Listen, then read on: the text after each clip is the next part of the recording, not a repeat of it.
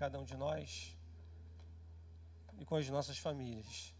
Eu convido você a abrir a sua Bíblia, carta de Paulo escreveu aos Colossenses, e vamos ler alguns versículos. Eu convido, por gentileza, a igreja a colocar-se de pé, em sinal de reverência à palavra de Deus.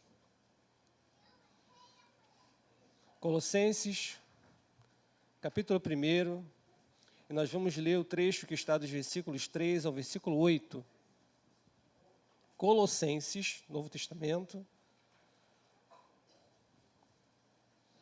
capítulo 1, versículo 3 ao versículo 8. Antes, vamos orar. Nosso Deus, nosso Pai, mais uma vez estamos diante da Tua palavra e suplicamos que o Senhor fale conosco. Ó Deus, por misericórdia, que o Teu Espírito Santo abra o nosso entendimento. Ó Deus, abra o nosso coração, que seja nesse momento terra fértil, para acolher a semente da Tua palavra, Senhor, porque nós precisamos. Nós carecemos disso, Senhor, para o nosso fortalecimento, a nossa edificação. Ó Deus, para continuar a nossa caminhada, buscando em Ti, Senhor, o fortalecimento da nossa vida cristã. Em nome de Cristo Jesus nós oramos. Amém. Nos diz assim a palavra de Deus, a ação de graças, e eu convido você a alternar comigo esse texto.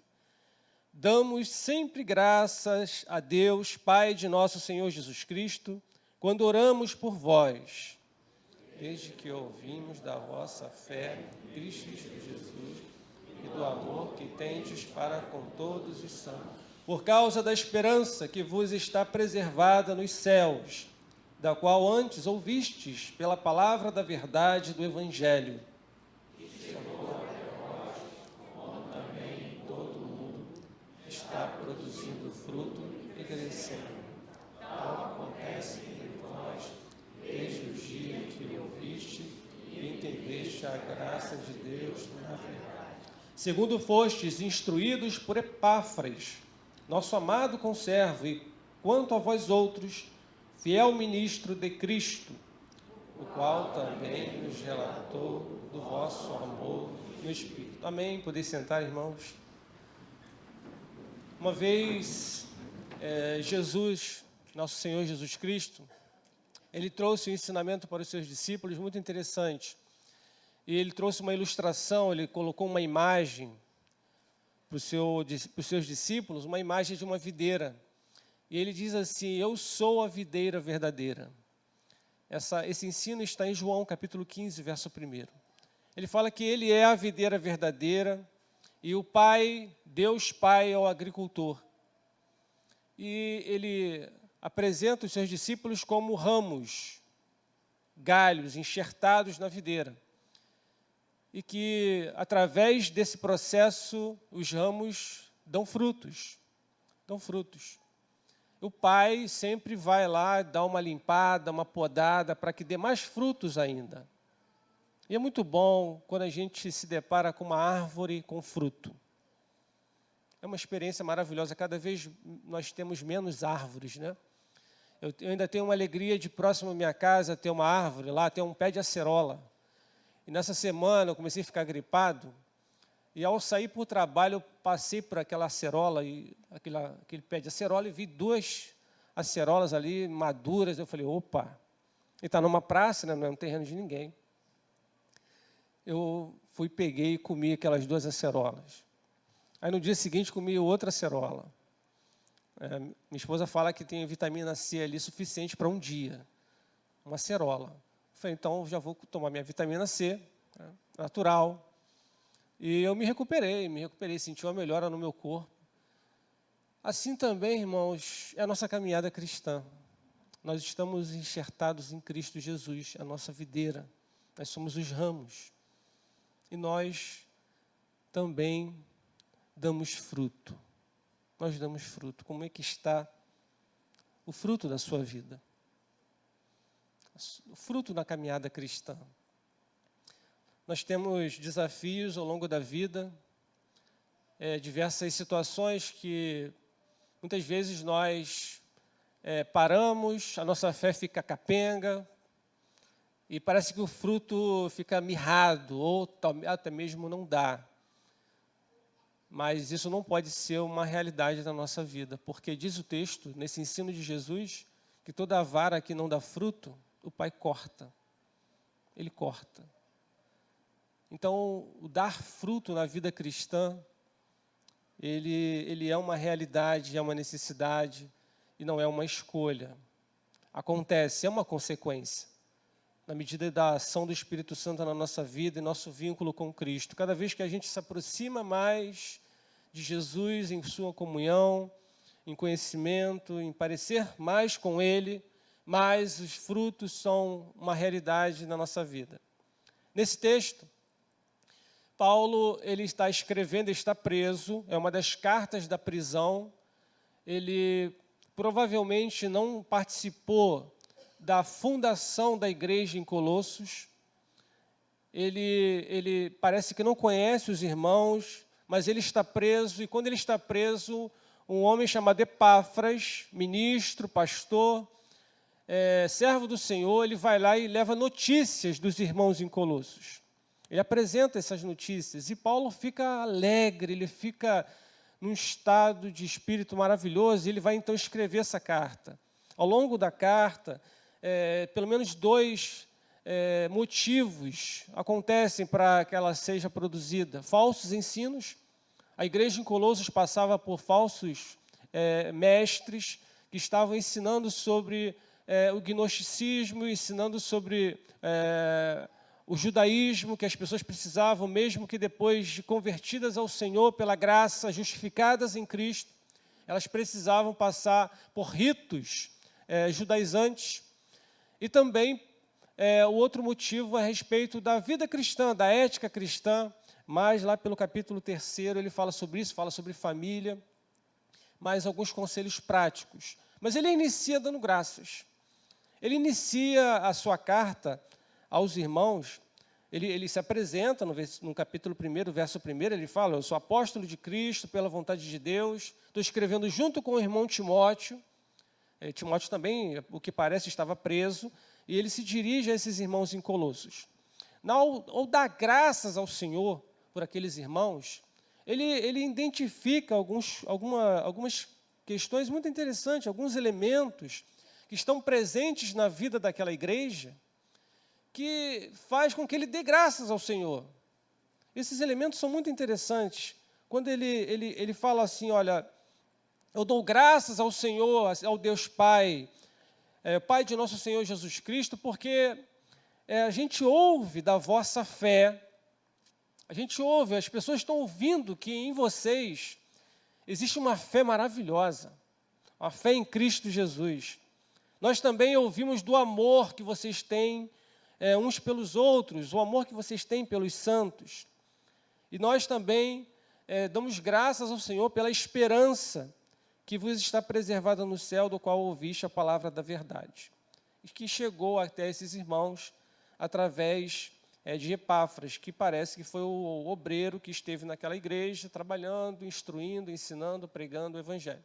Mas ele destaca essas três virtudes, que nós conhecemos como as virtudes cardeais da fé cristã: a fé, o amor, a esperança. Isso nós sabemos que vem do Senhor, que é fruto do Espírito. O Senhor produz em nós através do Teu Espírito Santo. E nós chegamos ao ano de 2020 e eu pergunto, nós temos ouvido o Evangelho da graça de Deus como os irmãos em Colossos? Será que quando se ouve falar da igreja presbiteriana da freguesia, será que alguém pode dizer, olha, eu fico alegre com a fé que existe nessa igreja, do amor que existe entre os irmãos, da esperança que está preservada nos céus? Porque isso pode ser caracterizado como uma vida cristã saudável, frutífera e em crescimento.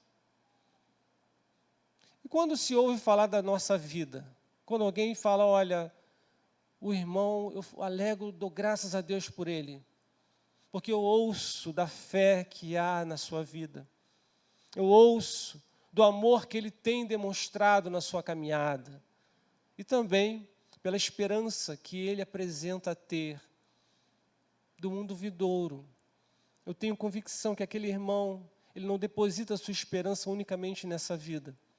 Ele aspira pela pátria celeste. Oh, irmãos, que seja um padrão esse, assim, estabelecer na nossa vida, e por que não, um projeto 2020. Crescermos mais nas mãos do Senhor. Fazer com que nos aproximemos mais dEle. Desejar ardentemente isso. Olha, eu quero ter uma vida com fruto. Eu quero ter uma vida mais próxima do Senhor. Eu quero me parecer mais com Ele. Eu quero que quando Deus olhe para mim e fale, ali tem fruto. Ali tem fruto. Porque é Ele mesmo que produz isso em nós. Vamos pensar um pouco então sobre esses temas. Hoje o Espírito Santo, ele fala à sua igreja, ele fala para nós hoje sobre a fé em Cristo, o amor ao próximo e a esperança em relação ao céu, que não podem faltar na nossa caminhada cristã. Não podem. O primeiro item é a fé em Cristo. O versículo 4 nos fala sobre esse ponto. Desde que ouvimos da vossa fé em Cristo Jesus. E prossegue o texto, mas vamos fazer aqui uma pausa. A fé em Cristo Jesus. O que é a fé? O que é a fé? Hebreus, capítulo 11, verso 1, ele nos ensina o que é a fé. A fé é o firme fundamento das coisas que se esperam e a prova daquilo que não se vê. É uma definição de fé que está na palavra de Deus. E ela vem para nós através de ouvir a palavra de Deus. A fé, ela não vem por nenhum tipo de esforço humano, por nenhum tipo de simpatia, ou nenhum tipo de ritos, que então a gente possa ter mais fé. A fé vem pela palavra de Deus, pelo ouvir da palavra de Deus. Por isso que é tão importante nós estarmos na igreja, ouvindo a palavra de Deus. Por isso que é tão importante em nossas vidas termos um momento a sós com Deus, lendo a palavra de Deus. Ou alguns até ouvindo a palavra de Deus, porque tem Bíblias já em áudio. Como a gente se percebe tendo a fé fortalecida, tendo a fé sendo restaurada na nossa vida, porque às vezes ela está tão pequena. Às vezes a gente olha para a fé como um grão de mostarda e parece que a nossa fé está menor ainda, né? Parece que fica uma aridez tão grande quando a gente lê um versículo da palavra de Deus, quando a gente ouve uma pregação da palavra de Deus, parece que uma chuva vem e começa a drenar, a colocar aquela terra seca numa terra fértil. A gente sente uma alegria do Senhor tão grande e a fé sendo fortalecida. Isso é obra exclusivamente do Espírito Santo. Nenhum homem tem uma capacidade dessa, de fazer com que a fé brote no coração das pessoas. Só o Senhor, só o Espírito Santo pode fazer isso. Foi assim que Abraão, nosso pai na fé, ouviu. Ele ouviu a palavra de Deus. Deus falou para ele, Abraão, sai da tua terra, da tua parentela e vai para uma terra que eu ainda vou te mostrar. E ele creu. Que maravilhoso, ele creu. E não somente ele, as pessoas que estavam com ele também creram. E começaram a andar com Abraão. Eles saíram de Harã e foram para Canaã. E Deus prometeu, essa terra será tua e da tua descendência. Ele creu. Através da palavra de Deus. Isso é maravilhoso. É ouvindo a palavra de Deus que nós temos fé. Por isso que nós que temos filhos, desde pequenos, nós precisamos falar da palavra de Deus para eles. Desde cedo. Ler a palavra, falar da palavra, inculcar neles a palavra, porque o poder está na palavra de Deus. Pode passar os céus e a terra, mas a palavra do Senhor, ela não vai passar. Ela permanece eternamente. Ela é como uma espada de dois gumes, ela é eficaz, ela penetra até a profundidade do nosso ser, ela separa juntas e medulas, e que nenhuma pessoa consegue fazer, ela consegue. Ela faz com que a gente discirna as coisas do coração. E somente a palavra de Deus tem esse poder. Se apegue mais à palavra de Deus, irmãos, e aproveite que no início do ano, faça um projeto de leitura da Bíblia. Quem sabe a leitura dela completa, de Gênesis a Apocalipse. É possível, tem vários programas, vários aplicativos hoje que incentivam e colocam de forma pedagógica e metódica esse processo. Leia o Novo Testamento, leia o Antigo Testamento, toda a palavra de Deus. E participe também da escola dominical. O momento em que estarmos estudando a palavra de Deus é maravilhoso, irmão, porque cada vez que a gente vai estudar e estar em contato com ela, a nossa fé vai sendo fortalecida. Vai sendo fortalecida. E isso que o Senhor usa, através desse instrumento, para que a fé cada vez mais esteja forte em nosso coração. Mesmo que você ainda esteja dando os seus primeiros passos na fé, esteja conhecendo ainda, não sabe muito bem como isso funciona, como é possível os crentes saírem domingo e estar numa igreja, é algo que não tem como explicar pela lógica, mas a fé, ela vai explicar para você, e o Espírito Santo vai testificar no teu coração, e aos poucos você vai entendendo. Aos poucos você vai entendendo, mesmo que hoje você não entenda o completo. Como muitos de nós que já estamos há algum tempo na caminhada cristã, temos muito ainda a aprender. Mas continue insistindo. Tenha paciência, que aos poucos você vai aprendendo. Não desanime. É fruto do Espírito. A fé, ela é um dom de Deus, ela vem do Espírito Santo, ela vem como dom de Deus. É o Senhor que coloca isso no nosso coração. Não vem precedido de nenhuma obra, de nenhum esforço, ou qualquer mecanismo humano. E o texto diz o seguinte, está fundamentada em Cristo Jesus. Eu ouço de vocês da fé que vocês têm em Cristo. A fé em Cristo significa crer de todo o coração que Ele é o Filho de Deus. Que Ele é o Filho de Deus. Que Ele existe desde a eternidade. Ele foi gerado por Deus Pai. Enviado, nascido como homem, ventre de Maria. Ele padeceu, deu a sua vida por nós, morreu, ressuscitou o terceiro dia, subiu aos céus, está sentado à direita de Deus Pai, e um dia Ele virá nos buscar. Ele virá julgar vivos e mortos. Crer em Jesus é crer na obra redentora do Cristo. Crer que sem essa obra redentora nós estaremos totalmente perdidos. Reconhecer cada vida, cada caminhada nossa como fruto do pecado. Nós nascemos em pecado. Nós não teríamos nenhuma condição de nos salvar. Poderíamos juntar todos nós aqui e apresentar todos os nossos atos de justiça. Isso, para Deus, é trapo de imundícia. Poderíamos viver uma vida trancafiado num monastério e lá nos isolarmos do mundo e procurarmos a santidade dia e noite a fim de pagar alguma promessa ou conseguir algum grau de santidade ao ponto de apresentar a Deus e falar assim, está aqui, isso é trapo de imundícia. Não teríamos como, nunca, conseguir chegar perto de pagar o preço da redenção. E em Jesus está pago. O escrito de dívida que nos era contrário foi cravado na cruz, irmãos. Que maravilha, isso vem pela fé, isso é apreendido pela fé. Glória a Deus por isso. A fé que Ele nos deu um presente maravilhoso. Nós vivemos por fé, mesmo que hoje não seja uma maravilha na nossa vida cristã, mas nós cremos que o Senhor vai mudar um quadro.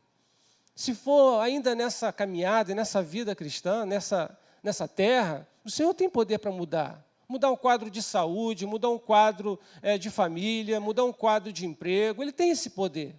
Mas se não for, Deus tem os seus propósitos. A nossa esperança não está só nele aqui, está na glória. A fé faz com que a gente veja aquilo que ainda não existe, mas a gente tem certeza. Não caminhamos pelo que nós vemos de forma imediata. E hoje a sociedade parece que está cada vez mais nos empurrando para isso, para o agora, para o imediato. E parece que a fé é algo tão abstrato. Mas a fé nos faz ver. Eu não consigo perceber agora, mas eu creio que Deus está no controle. Não somente a fé, mas também o amor. No verso 4 continua: do amor que tendes para com todos os santos. Que amor é esse, irmãos? Romanos capítulo 5, verso 5 diz que o amor de Deus, ele é derramado em nossos corações pelo Espírito Santo. Por mais que nós carreguemos ainda sinais da natureza adâmica, sinais da queda, do pecado, onde o desespero da morte às vezes toma conta da nossa vida, desequilíbrios da existência, uma sensação de estarmos alienados, uma sensação de termos perdido a noção de quem é Deus, uma sensação de abandono. Isso são sinais do pecado, sinais da queda, o desespero, onde tem gente que não passa nem perto do cemitério porque tem medo da morte. E o amor, ele lança fora todo medo. O amor de Deus, ele vem ao nosso coração como resposta, e nos comunica vida. O amor de Deus nos comunica que nós somos filhos dele. O amor de Deus, ele faz com que a gente seja agasalhado como uma nova criatura, nos dá uma nova condição de vida. O amor de Deus é simplesmente maravilhoso. Ele vem pelo Espírito Santo. E nesse momento, eu creio que o amor de Deus está sendo derramado nos nossos corações. Deus renovando cada vez mais o seu amor em nós. E o amor de Deus nos constrange. Ele fala assim: você é amado, não pelo que você faz, mas porque Deus escolheu te amar. Coisa maravilhosa, irmãos. Mas eu não mereço ser amado, Senhor. Mas eu te amo mesmo assim. Mesmo assim. Já pensou ouvir de Deus isso? Eu te amo. Eu te amo. O amor de Deus é maravilhoso, é derramado em nosso coração, e nós somos então constrangidos a compartilhar um com o outro. Irmão, se eu, que não valho nada, sou amado por Deus, qual é a barreira de eu te amar também? Mesmo que você também não valha nada, mas eu te amo. Eu te amo porque esse amor não vem de mim, o amor vem de Deus. Mesmo que hoje seja uma realidade na sua vida de momento de dificuldade, quem sabe até uma depressão, uma doença hoje que afeta muita gente, o sentimento de isolamento, o sentimento de solidão. Mas creia, você não está só. Creia. Isso é uma fase.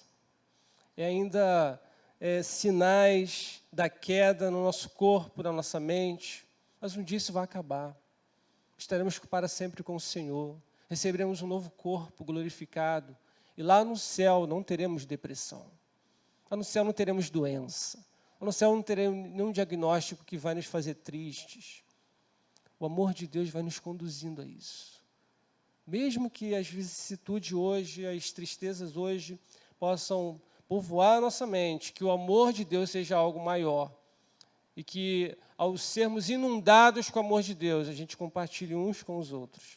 Esse amor que Ele tem para nós é incondicional. Ele não sobrevive no sistema toma lá da cá, de barganha, de troca, mas simplesmente não exige nada em troca. É um amor ágape. E é por esse amor que o crente deve perdoar, que nós devemos andar junto, servir, considerar o outro superior a nós mesmos. Se for possível, se for preciso, a gente abaixa e lava o pé um do outro. Porque é assim que Jesus nos ensinou, a sermos servos. E fazemos isso por amor. Não causar o escândalo ao irmão que está ao meu lado. Se por causa de comer carne escandaliza o meu irmão, vou comer legumes. Por causa do amor. Esse é o nosso relacionamento que devemos cultivar, irmãos. Cultivar em nossa igreja, continuar cultivando, né? E também nas nossas casas. Nas nossas casas. Às vezes somos muito duros com pessoas da nossa casa. E quem a gente mais tem ali próximo, mais a gente machuca. Com palavras ríspidas, com distratos. Precisamos exercer o amor dentro da nossa casa. Sabe por quê? Porque eu e você temos o Espírito Santo. Eu e você temos o Espírito Santo. Você crê nisso? Você crê nisso?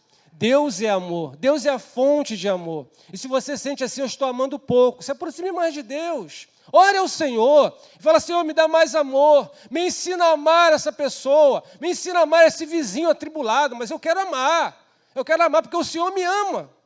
Porque o Senhor me ama. O Senhor faz nascer sol sobre os justos e injustos. E Ele fala, se vocês são os meus filhos, reproduzam isso também. Mateus capítulo 5, Ele fala isso. Se Deus Ele sabe dar boas coisas aos seus filhos, quanto mais nós devemos aprender com Ele e compartilhar uns com os outros do amor. No século III, um cristão chamado Marcos Minúcius Félix, ele falou o seguinte, quem pratica a generosidade, ora ao Senhor. Quem arrebata um homem do perigo, oferece rico sacrifício. Tais são os nossos sacrifícios santos para com Deus. É mais consagrado entre nós quem é menos consciente de si mesmo. Século III, irmãos, algo que a gente precisa aprender com esses irmãos. Às vezes parece que a gente fica pensando muito na gente mesmo, e o ego parece que cresce, e isso parece que vai sufocando, como se fossem ervas daninhas dentro da nossa plantação, que acaba sufocando o fruto. Mas o Espírito Santo ele nos impulsiona e Ele gera em nós o fruto do amor, e que isso seja uma realidade na nossa vida. Amarmos mais uns aos outros.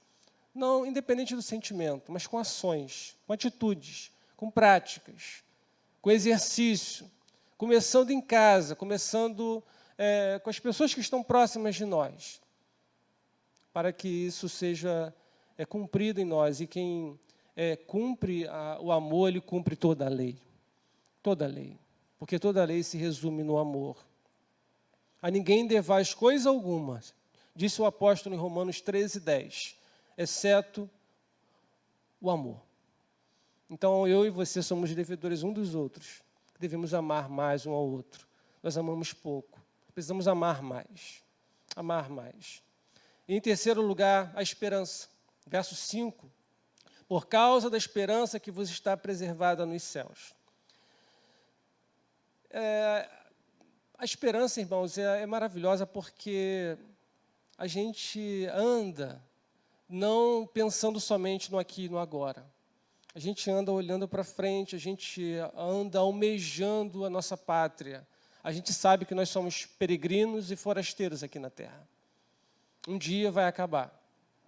Um dia será a última vez que nós estaremos juntos em culto a Deus. Um dia será o último sermão, ouvido ou pregado. Mas a nossa esperança não está só nessa terra. Mesmo que seja esse o último dia, nós vamos estar na glória com o Pai. Isso que nos alegra. É essa esperança que tomou conta de muitos cristãos do passado, que inclusive deram suas vidas como mártires. Como mártires. Inácio de Antioquia, quando ele foi ser levado às feras, ele falou o seguinte, olha, não me impeçam. E se as feras não quiserem me atacar, porque havia cristãos que as feras não atacavam. Se elas não quiserem, eu vou provocar essas feras. E eu quero que não sobre nada do meu corpo, porque eu quero estar com o meu Senhor. Que esperança é essa, irmãos? E lendo essa história, às vezes eu falo assim, meu Deus, que fé é essa? Que fé é essa? Nós somos cristãos do século XXI, que às vezes precisamos olhar para esses irmãos e falar assim, olha, eles foram inspirados pelo mesmo Deus, pelo mesmo Espírito, o fruto do Espírito foi gerado nesses irmãos como é gerado em nós. A esperança da glória. Foi essa esperança que gerou. E aí você pensa assim, hoje, tem mártires? Tem. Há poucos dias ouvimos aí 11 cristãos sendo decepados, tiraram suas cabeças por muçulmanos. Ou até mesmo nas nossas vidas. Eu li uma frase de Orígenes que eu achei muito interessante. Orígenes foi um teólogo lá de Alexandria do século II. Ele falou o seguinte, quando passamos por uma tentação, ou saímos idólatras ou saímos mártires. Eu falei, opa, essa eu anoto. Eu vou repetir. Quando a gente entra numa tentação, ou a gente sai idólatra, ou a gente sai mártir. É o Senhor que dá isso para nós, irmãos. Paulo vai falar aos Filipenses, vocês receberam a graça de não somente crer no Senhor, mas também de padecer por Ele. De padecer. Há muito em nós que precisa morrer, há muito em nós que precisa ficar, porque a gente vai se desenvolvendo como cristão e parecendo cada vez mais com o Senhor. Isso se estabelece na medida que a gente vai compreendendo mais a graça de Deus. Os cristãos em Colossos, eles desenvolveram e foram desenvolvidos pelo Senhor por conta de ouvirem, de entenderem a graça de Deus. E na medida que eles foram entendendo, ouvindo, entendendo a graça de Deus, esse fruto do Espírito foi sendo desenvolvido na vida da igreja, na vida de cada um dos irmãos. Esperança, esperança. Uma garotinha estava muito triste na sua casa, porque o seu animalzinho de estimação morreu. Ela estava muito triste. E o seu avô, querendo consolar, ele deu um abraço nela e tentou consolar pela perda do seu animal. E ele teve, então, uma ideia. Ele pegou a sua neta e levou para um outro lado da casa, que tinha uma outra janela. E naquela outra janela, ele apontou para algumas flores e mostrou para a sua neta, olha aquelas flores, que flores bonitas. E ela, então, foi lá, viu aquelas flores, e ela, então, começou a ficar num estado diferente daquele estado de choro que ela estava. Assim é a esperança.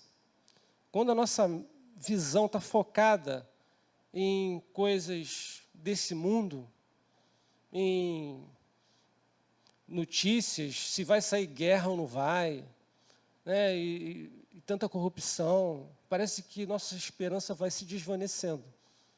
Mas basta a gente mudar de janela e olharmos o Senhor que nós servimos, e olharmos o quanto Deus é bom, o quanto Ele tem nos dado a fé, nos dado o amor, e tem nos sustentado em nossa caminhada. E muda o nosso estado de espírito. A gente, então, passa a ter esperança. Esperança de que um dia o Senhor vai restaurar todas as coisas. Um dia Ele vai enxugar dos nossos olhos toda lágrima. Não haverá mais dor, não haverá mais sofrimento, porque Ele fará todas as coisas. Essa é a esperança cristã. Essa é a situação que nós devemos nos enquadrar como cristãos. A nossa vida cristã precisa de esperança. Nós somos precipitados na existência, não sozinhos. Nós não andamos só. O Senhor prometeu estar conosco e jamais nos abandonar. Concluindo, irmãos, para nós termos uma vida cristã frutífera, em crescimento, como os irmãos lá em Colossos, nós precisamos buscar a Deus, ouvir, entender a sua graça, para que a fé em Cristo cada vez mais seja sólida em nossa vida. Cada vez mais sólida. Independente do ambiente que nós estivermos.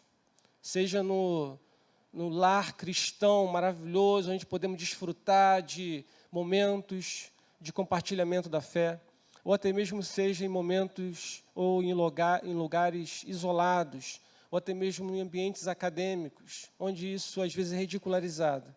Mas a fé que vem do Senhor, ela não muda, ela é firme e ela cresce para a glória de Deus. O amor do Espírito Santo derramado em nosso coração, que seja também uma realidade, porque nós precisamos do amor, precisamos amar uns aos outros, porque isso que nos configura como cristãos, o amor, a esperança, sabendo que um dia nós estaremos para sempre com o Senhor, e ela precisa estar vinculada na nossa vida como uma âncora, sustentando cada vez mais a nossa caminhada. Como Paulo disse, em 1 Coríntios 13, agora, pois, permanecem a fé, a esperança e o amor. Esses três, porém, o maior deles é o amor. O fruto acontece em nossa vida se estivermos em comunhão com Cristo, como na videira, se estivermos enxertados em Cristo. Porque sem Cristo, nada podemos fazer. A Ele seja o louvor, a glória, a honra, a majestade para todo sempre. Busque o fortalecimento da sua fé, irmãos. Esse ano, fortifique mais na fé, que é em Cristo Jesus. Ame mais, critique menos, abrace mais, fale palavras boas, de apreciação, palavras que gerem sentimento de amor. Tenha esperança da glória como motivação da ação da vida. O que fizermos, se nós colocarmos isso, um músico clássico, Bach, eu não sei nem se é essa expressão, mas é um músico artista de música clássica. Ele, quando compunha suas músicas, ele colocava 3 letras, S, D, G, Soli Deo Glória. Então, as músicas deles hoje são famosas entre os clássicos, porque ele fazia isso para a glória de Deus. Que bom também se eu e você pudermos fazer isso. A partir de hoje, o que fizermos, isso aqui é para a glória de Deus. Isso aqui é para a glória de Deus, porque eu sou servo de Deus, eu faço isso para a glória dEle. Temos que buscar o fruto do Espírito, apesar de que o Senhor que gera isso em nós, mas precisamos buscar através da sua palavra, através de uma comunhão com o Senhor, testemunhar de uma vida frutífera, porque o Senhor, Ele procura em nós o fruto, porque Ele que gera. Que em 2020, eu e você, possamos amadurecer como cristãos, amadurecermos, temos uma fé mais sólida no Senhor. Quando você perceber que a chama do Espírito Santo está fraquinha em você, está se apagando, não aceite isso. Busque ajuda. Converse com o pastor. Assim como Epáfras foi instrumento de Deus lá em Colossos, nós temos aqui o nosso pastor André Joia. Converse com ele. Fala, pastor, me ajuda. Minha fé está capengando. Eu preciso de ajuda.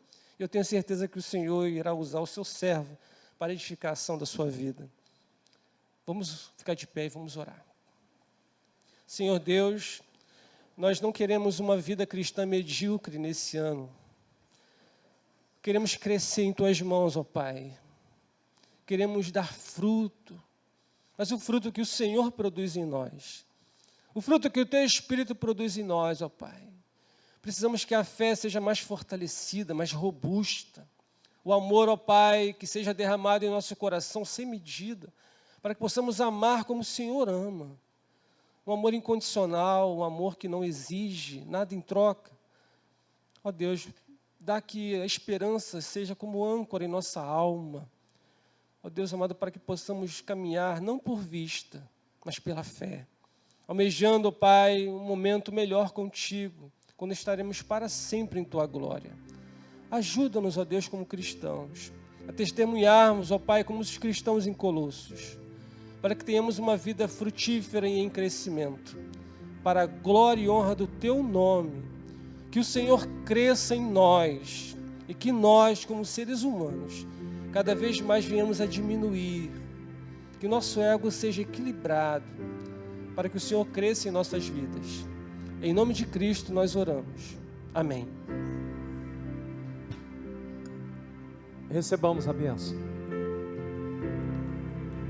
Que a graça maravilhosa de nosso Senhor e Salvador Jesus Cristo, o amor insondável, incomparável de Deus Pai, o consolo e o conforto do Espírito Santo, estejam sobre todos nós, sobre todo o povo de Deus, hoje e por todo sempre. Amém.